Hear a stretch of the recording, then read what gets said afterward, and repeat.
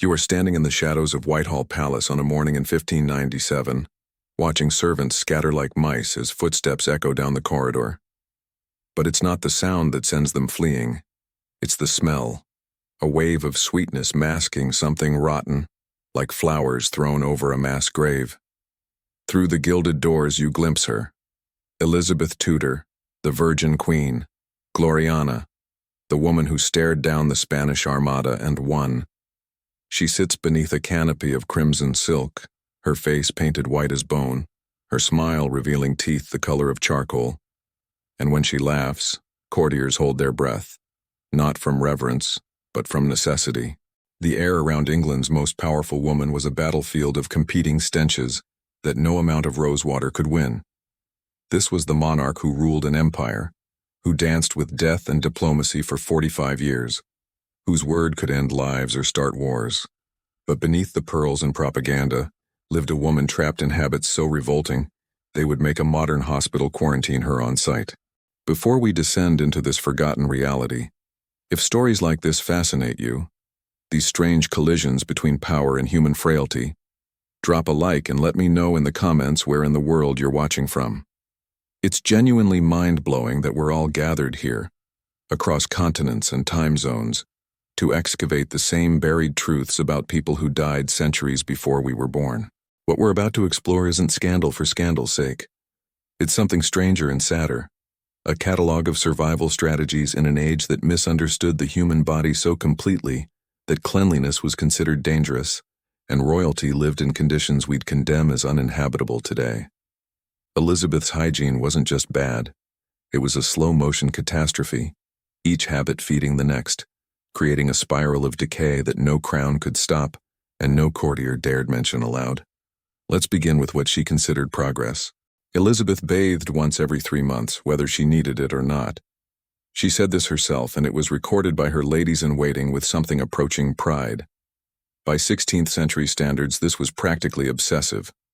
Most of her subjects went years without submerging their bodies in water, convinced that bathing opened the pores to pestilence and evil humors. Water was the enemy. Dirt was armor. When the queen did bathe, it was theater. Servants hauled copper tubs the size of small boats into her privy chamber, filling them with water heated over kitchen fires that burned half the morning. But here's what the paintings never show. That water came from the Thames, a river already choked with the sewage of 50,000 Londoners, dead dogs, tanners' runoff, and the liquid waste of a city that had no concept of sanitation. The water arrived brown, thick, already alive with things that had no names yet. The soap was worse, a caustic blend of animal fat, often rancid, mixed with wood ash and lye strong enough to strip paint. It didn't cleanse so much as wound, and when Elizabeth emerged from her quarterly bath, her skin red and raw, she wouldn't bathe again for 90 days. 90 days is a long time to accumulate. As weeks passed, layers built up like sediment, sweat from the weight of her gowns, the oils and powders she pressed into her skin, the fluids her body produced in the ordinary course of being human. By week 8, by week 10, courtiers could track her approach through the palace by scent alone. It preceded her like an invisible herald, sweet at first from the perfumes, then darker, earthier, unmistakable. In 1579, the French ambassador wrote home with barely concealed horror. He described holding a pomander, a perforated ball filled with herbs and spices, to his nose during his entire audience with Elizabeth, for the royal person emits such odor as to make close conversation a trial of endurance. His wife fainted at a state dinner. Publicly, it was blamed on the heat. Privately, everyone knew. But if the bathing was appalling, her mouth was legendary. Elizabeth's teeth were black, not stained, not discolored. Black. The deep, light-swallowing black of advanced decay, and by her 40s, they'd become an international talking point. Ambassadors from Spain, France, and Venice sent detailed reports back to their monarchs describing the shock of seeing England's queen smile. The culprit was sugar. In the 16th century, sugar cost more than gold, and Elizabeth consumed it like medicine. Marchpane, sugared violets, candied ginger, comfits, sweet wines. She let sugar crystals dissolve slowly on her tongue throughout the day, bathing her teeth in the perfect fuel for bacteria no one yet knew existed. There was no toothbrush, no understanding of dental hygiene beyond the occasional rinse with wine or rosewater, both of which contained sugar. Her teeth began turning brown in her 30s, amber by her 40s, and black by 50.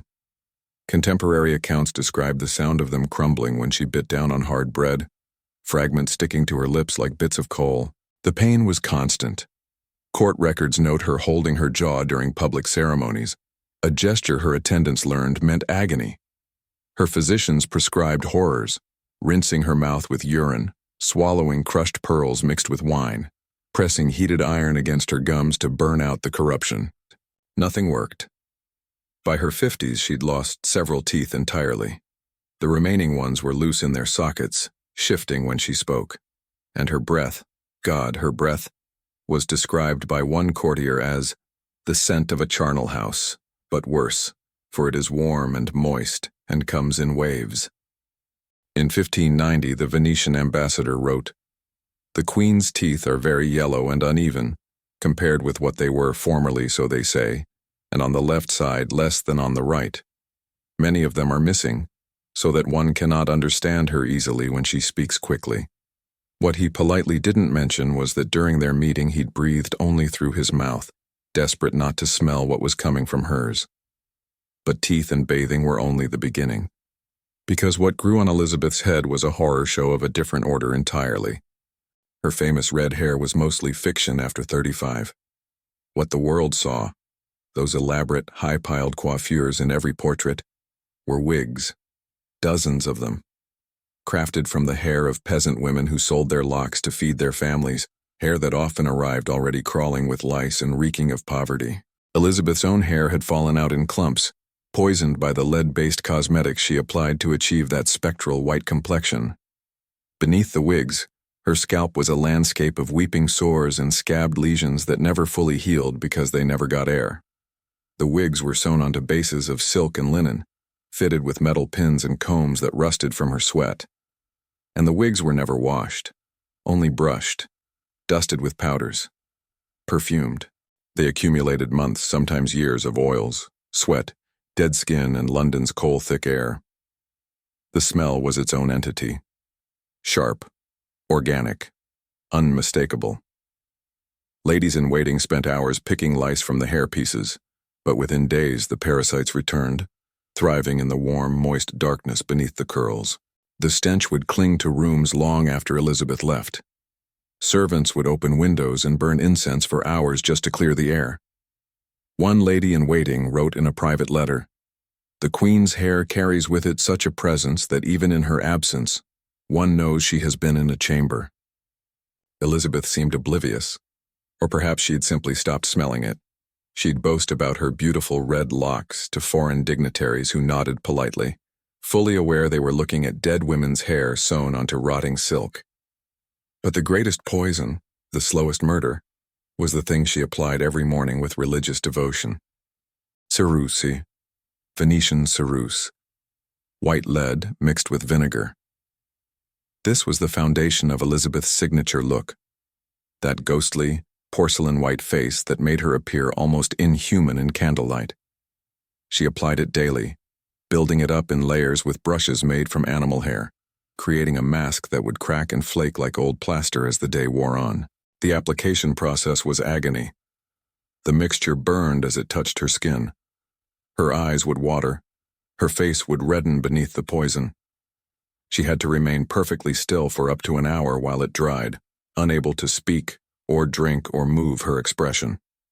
The lead was killing her, slowly, invisibly.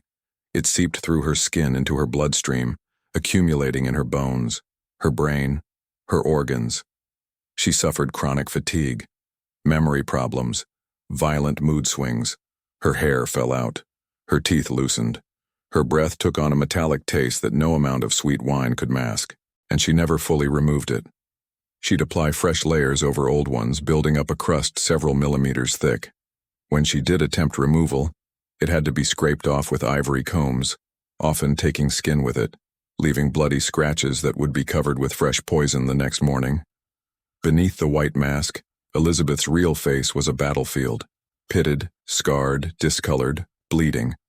A horror she hid from everyone, including herself. Her clothing was no refuge. Elizabeth owned over 3,000 gowns, silks from Italy, velvets from France, brocades so heavy with pearls and gemstones they could barely be lifted, each one worth more than a common family would earn in a lifetime. None of them were ever washed. The construction made it impossible. Multiple layers of fabric, delicate embroidery, precious stones sewn directly into the weave. These garments couldn't survive the harsh lye soaps of the era. So instead they were cleaned by airing, brushing, and perfuming. Elizabeth would wear the same gown for days, sometimes weeks, and everything her body produced, sweat, oils, the fluids from her weeping sores, soaked deep into the fabric. The rich materials absorbed it all like sponges, creating permanent archaeological records of her body's functions. The dressing process took hours and required a team. First came the shift, a linen undergarment that was rarely washed, growing yellowed and stiff with accumulated secretions. Over this went a corset of whalebone and steel, laced so tight it restricted breathing and digestion, creating a greenhouse effect that trapped heat and moisture against her skin. The gowns themselves could weigh 50 pounds when fully jeweled. The heat was unbearable. Elizabeth would sweat profusely, and all of it, every drop, was absorbed by the innermost layers, where it would ferment and rot and never see daylight. Her stockings, made of silk and fine wool, were changed infrequently. They'd develop holes that revealed feet with yellowed, overgrown toenails embedded with dirt. Her shoes became repositories of foot fungus and bacterial growth, the leather warped and stained, the interiors developing smells that persisted even when unworn. And when digestion betrayed her, which it did constantly, there was nowhere for the evidence to go but into the fabric. Elizabeth's digestive system was a source of constant humiliation. Her diet of rich meats, heavy sauces, and enormous quantities of sugar created perfect storms of gastrointestinal distress.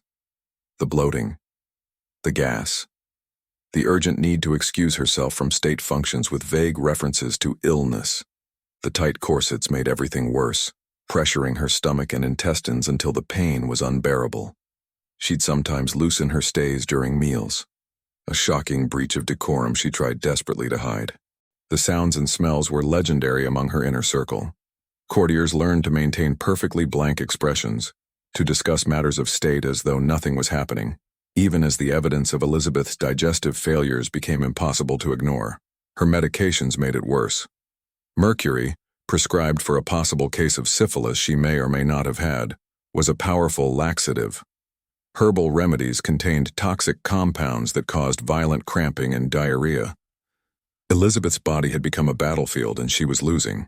She tried to mask it all with perfume, oceans of it, civet musk, ambergris, rose oil, lavender water. Elizabeth's perfume collection was legendary, imported from across Europe and the Middle East at costs that could fund military campaigns. She was drenched in it, pulse points, clothing, hair, even her bedsheets. But 16th century perfumes were crude. They were made from animal secretions and plant extracts that would go rancid in heat. The civet musk, her favorite, came from the anal glands of African civet cats. When fresh, it was musky and exotic. When it mixed with months of unwashed body odor and began to spoil in the warmth of her skin, it created something entirely new. Courtiers described it as a rose garden built over a cesspit. The perfumes didn't mask her natural odor. They combined with it, creating layers of scent that shifted and evolved throughout the day. Morning might smell almost pleasant. By midday, it would grow cloying, overwhelming. By evening, visiting dignitaries would fight the urge to vomit. Fresh perfume applied over rancid perfume, over body odor, over infected wounds, over rotting teeth created a unique signature. Elizabeth's smell was unmistakable. It announced her presence before she entered a room and lingered long after she left. But perhaps the worst was what happened at night, in the privacy of her bedchamber, where no perfume could mask the accumulated horror of her daily existence. Elizabeth's bed was a monument to neglect. The sheets, fine imported linen, were changed perhaps once a month if she was fortunate. They'd grown stiff with dried sweat and bodily fluids, yellowed and stained with maps of her nocturnal struggles. The mattress, stuffed with down and feathers, had become a breeding ground for insects and bacteria. It was never cleaned, never replaced. Years of fluids had soaked into its core, creating permanent smells that no amount of airing could eliminate. Her nightgown, delicate linen and lace, would be worn for weeks until it was too stiff to be comfortable. It would yellow and crust, developing its own ecosystem of bacteria feeding on everything her body shed during sleep. The chamber was kept tightly closed during winter to conserve heat, trapping every odor inside. The air grew thick, oppressive, barely breathable. Servants entering in the morning would often gag, struggling to maintain composure as they drew back the curtains and faced the reality of Elizabeth's intimate existence. And as she aged, as the decades accumulated, everything intensified. By her 60s, Elizabeth had become a walking catastrophe. The lead poisoning had ravaged her skin beyond recognition. The makeup couldn't hide the deep lesions anymore. They'd weep through the white paint, creating trails of fluid that would dry and crack. Her scalp beneath the wigs was a wasteland of infection. She'd scratch frantically during public ceremonies, drawing blood, creating new wounds that would fester beneath the heavy hair pieces. Her remaining teeth were so loose she could barely eat. Her diet reduced to broths and soft bread soaked in wine. Even speaking caused pain. The smell had reached supernatural intensity. Combinations of unwashed flesh, infected wounds, rotting teeth, rancid perfume, and the sweet stench of internal decay created an odor courtiers described as death's own breath. Her mind had begun to fail. Whether from lead poisoning or simple exhaustion from carrying such horror for so long, Elizabeth would forget conversations, repeat herself, fly into rages over imagined slights. Her courtiers walked on eggshells, never knowing which version of the queen they'd face. When Elizabeth Tudor died on March 24, 1603, at Richmond Palace, there was a profound silence in the death chamber. The woman who had dominated English politics for 45 years was gone, and with her died the elaborate fictions that had hidden the truth. Servants preparing her body found a woman who bore almost no resemblance to the portraits. The makeup was scraped away to reveal skin destroyed by decades of poison, the wigs removed to show a scalp covered in scar tissue, the magnificent gowns stripped away to reveal a body that had been slowly dying for years. The rooms where she'd lived retained their distinctive odor for months. Some chambers were sealed and abandoned, too contaminated for use, too haunted by the ghost of what she'd become. You're standing once again in the shadows of Whitehall, but it's decades later now, and the air smells only of roses from carefully tended gardens. The horror has been sanitized, the truth polished until it gleams like the golden facade that once hid such revolting reality. But if you stand very still, if you listen to the wind moving through these ancient stones, you might hear something. The whispered testimonies of long-dead servants, the gasps of shocked ambassadors, the labored breathing of a queen who learned too late that some crowns are heavier than others, and some victories cost more than any defeat. Elizabeth Tudor's greatest enemy wasn't Spain or France or Scotland or the Catholic Church. It was the mirror. It was the simple, mortal flesh she denied and punished and poisoned in pursuit of an image that could never be maintained. The woman who claimed to be married to England died wedded only to her own decay. And the realm she left behind had to air out the palaces and start fresh, hoping the new king's reign would smell sweeter than the last queen's 45 long, magnificent, putrid years. The Virgin Queen, Gloriana, the woman who never bent the knee. She just rotted standing up.